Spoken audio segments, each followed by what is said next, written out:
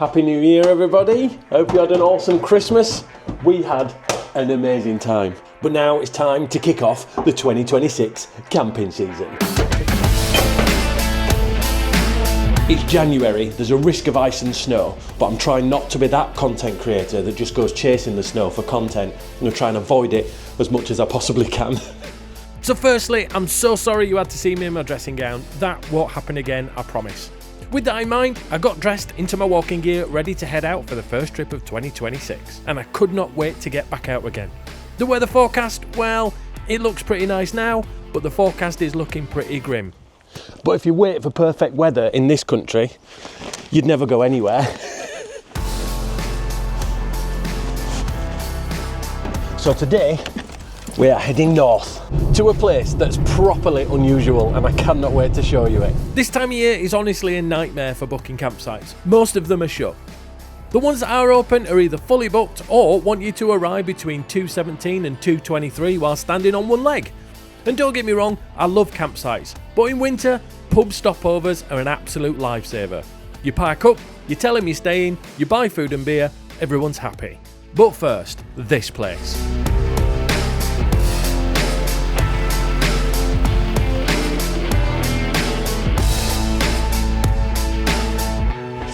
So we're at a place called Coldstones Cut. It makes no sense. So let's have a walk up and I'll show you exactly what I mean. So I've just recently sold my Neo drone, the one that follows me on walks, and I replaced it for the new Neo 2. The video quality is far better than the previous version, so I thought this was the perfect time to get it out and film my hike up to Coldstones Cut. Little did I know that 1, gloves are not the best thing to have on when using the hand gesture feature, and 2, that the Neo isn't a fan of flying in the fog. I found that out when it decided to just fly away. So this is me watching it rise up like a boy band getting off their stools during the chorus of a song. It just kept going up and up, and I had no idea whether it were going to stop. I stood there for longer than I should, just staring at it in the sky, before realising that I could connect it to the app with my phone and bring it back down manually. Crisis over. Now on with the walk, filming with my Osmo Action 4 instead. Hashtag not sponsored by DJI.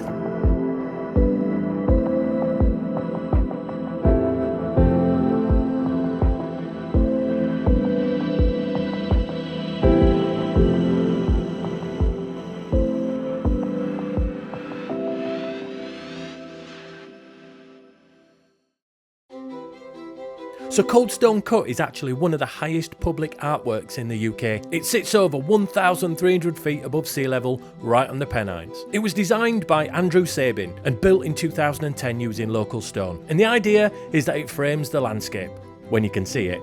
So when you're inside it, you're basically standing inside the view. Also, when it's windy up here, which it was today, it feels like nature is personally offended by your presence.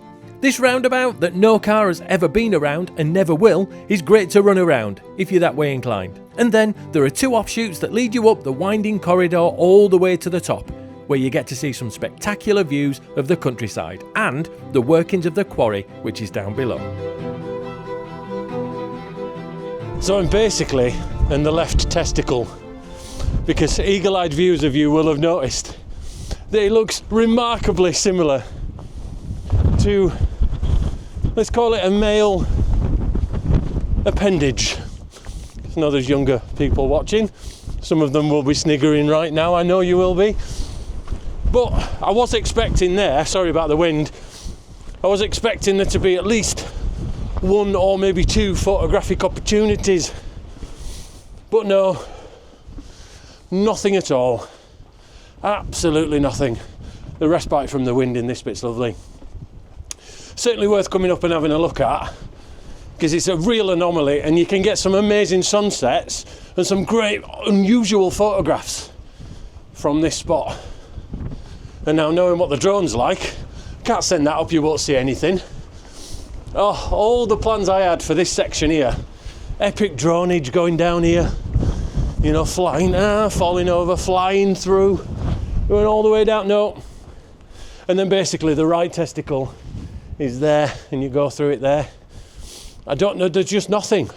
If I take a photograph of that, road to nowhere. I tell you what this does remind me of though, that bit in Labyrinth where she sees the worm And she goes, did you just say hello? Nah, I said hello, but that's close enough. And she's running through the labyrinth and she can't find her way out. Oh no. That's about as exciting as this gets now. It's not far from the car park. The car park's free, totally free. Don't turn into the quarry accidentally. Keep going a little bit further down, no matter what the sat-nav tells you. Keep going about another 500 yards down. On your right-hand side, there'll be that car park that you saw me in. It's dedicated for this attraction road. You can't drive up here. It's impossible, which is what makes it weird and wonderful. It boggles the mind to think that somebody's built this up here. And the reason that this is here, or one of the reasons this is here, is because there's a quarry at the other side called Coldstones Quarry, or Coldstones Quarry if I say it correctly. And you've got a brilliant viewing platform of the entire quarry workings. Again, we're going to show you that. Come and visit on your way to somewhere. Don't come here for a full day out. But there's also deep excavations, and I don't know what that's for. I think that might be to do with the quarry, where they're looking for potential places to continually quarry for the stone that they're looking for. I'm not quite sure what it is. I'm assuming Yorkshire stone, I might be wrong. But yeah, there's a lot of deep excavations, so stay to the path. There is a set of stairs and there's also a slope if you're that way inclined. You get, oh brilliant, nice. Right, with all the dad jokes aside, let's head back to the van and figure out what we're going to do for the rest of the day, because I were hoping to spend at least an hour up there. That's what she said.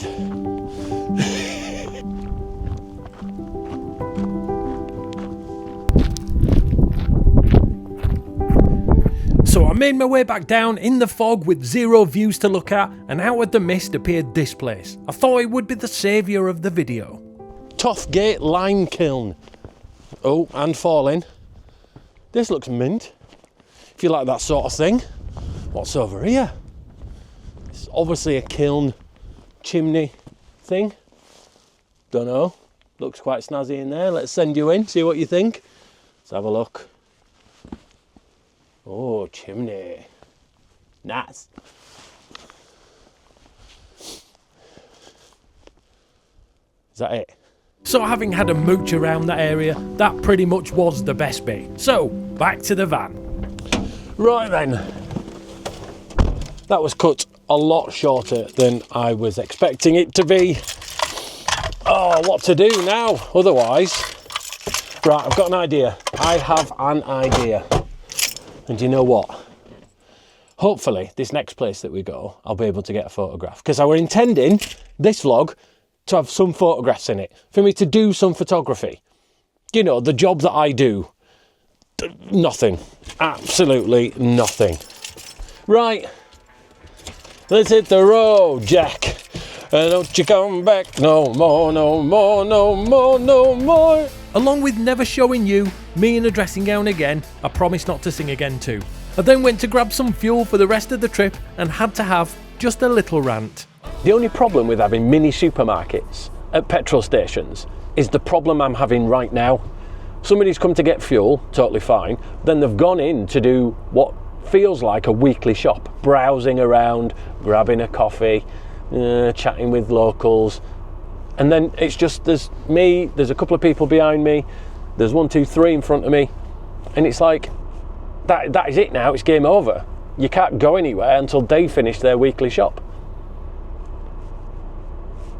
I don't know how I feel about it, because I really enjoy the fact that you can do shoppings in places like that, but I do believe, and I think that if you go for petrol at a place like this, knowing that you're going to be doing some browsing and some shopping, get your petrol, park up, then go in. I reckon. That's my rant over for the day anyway. Or is here. Take your time. Your post paying like a paid promotion.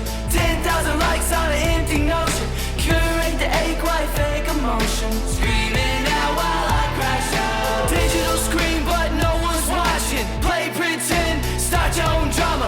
Clickbait, thirst trap but no comments. Think you've got it figured out. I don't know which way my sat-nav's sending me up. I'll tell you something now, this is just remote.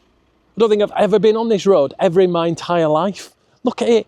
It's the perfectly smooth tarmac road with all of the awesomeness behind me. and going up into the clouds again, just gone up a 16% gradient, and it's mental. Oh, let's not have that lock on me though, because it would be a chilly night, stood out here, and a long walk home. I didn't want to come this way. Do you know what I said to myself? I said, let's go main route, let's go main roads, because it'll be better and safer, less icy, less snowy, blah, blah, blah. And the route that I took, which looked like a main route on Google, is this road. This road, as spectacular as it was, then became very icy. But I did have my new all-terrain tyres on from Van Style, something that I haven't had in the past, so this was a very good test for them. Well, the road just got icy. However, these tyres have been quite grippy, which is nice. I've got another 1.4 miles left on this particular road before I turn right, and I'm hoping it turns me right onto a fairly major road or even a minor road that's been gritted, because this road is just white. There are tyre marks on it, so that gives me hope. And I do have the all-terrain tyres on, but I've never really given them a full test. I'm used to just being on flat, slick kind of tyres. So I've yet got to build up my... Oh, here we go, there's a car coming, so we're gonna have to pull in. There we go, that's actually very timely. Right, so a stop-start on a hill in ice. Where's up? Any spinach? No! Grippage! Full grippage!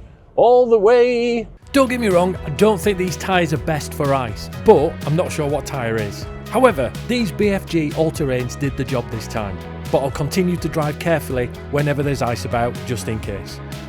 Eventually though, I got to some wider gritted roads and made my way to the final photography and camping destination of the day. And if you've yet to like and subscribe to the channel, it would be awesome if you could. Also, hit that mysterious hype button. Apparently that helps. See you bye. Right then, we have made it. This is home for the night. I think first I have to go register to make sure they know that I'm here, because I don't want to get done, and turn my lights off because I don't want to have a flat battery. Nice.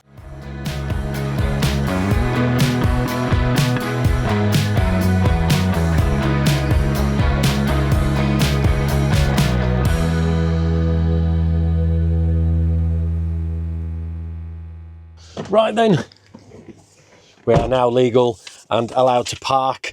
You get given one of these, you have to fill it in when you go into the pub itself. All they ask is that you either drink or eat, preferably eat. So then at least you're putting money back into the pub for staying in their car park for free, basically. So eating here and having a couple of pints is still cheaper than staying at a campsite that's, say, £30–40 a night. And you get all the views. It's proper lovely. The only thing when you do stay here is that there's a cattle grid about 10 yards away. And that will wake you up in the morning, guaranteed. It woke me up last time I stayed here, but it's proper awesome. I'll give you a quick tour of the facilities, because there are facilities here. But I think first, let's go down to this here Ribblehead Viaduct and get some photographs. I've got a 70–200 lens with me, which is not wide enough to get the proper full vista shot, so I've got a bit of an idea, which might make it a bit of an unusual photograph of the viaduct, but I'm all right with that because the light is not very good, and just a straightforward shot of it I don't think is going to look very snazzy. So I'm hoping the shot that I'm going to take will look nice. Who knows, who knows. And also, one thing to mention, this bag, right, okay, now you don't have to mention the colour, I'm fully aware that it's yellow, but a lot of you have asked, what do I take in this bag? I take so much stuff, and we'll show you that a little bit later on.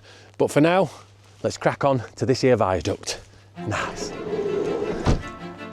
Ribblehead Viaduct has 24 arches. It was built in the 1870s, which is impressive considering it was constructed entirely without power tools, high-vis jackets, or anyone saying the words health and safety.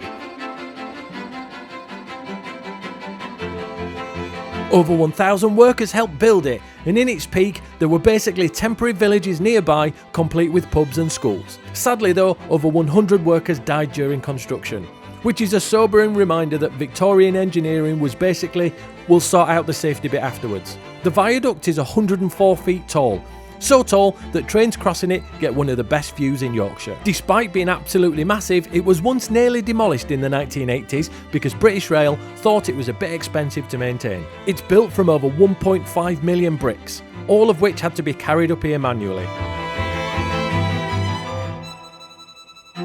And finally, it's stood here for over 150 years, surviving storms, snow, budget cuts and British weather, which, frankly, deserves a round of applause.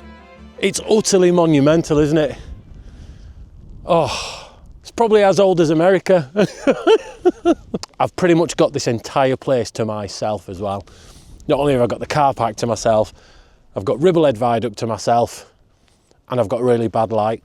For those not familiar with photography, this is 70 to 200.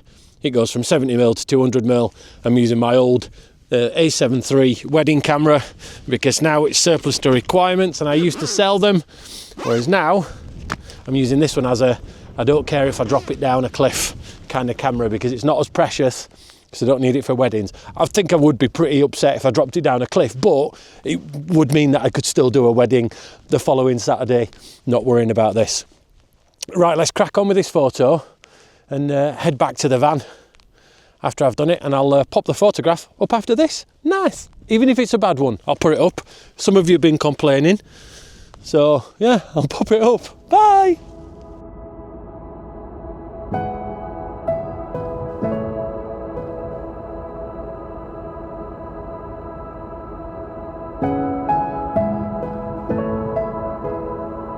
So I did promise that I would also pop up images that I didn't like very much, and although this is okay, I'm not a fan of it. It wasn't what I was expecting it to be, and I think that having the 70 to 200 lens with me for this shot was a mistake. Stitching together 12 images has created a super long and thin image, and I would have been happier with more sky and ground. There is a way to do it with a longer focal length by stitching together more images of the sky and ground, but the best way to do it is with a wider lens and getting closer to the viaduct to get more of a curved effect. I really need to just stick to wedding photography. I'm pretty good at that, but I did have fun taking it, and that's all that matters.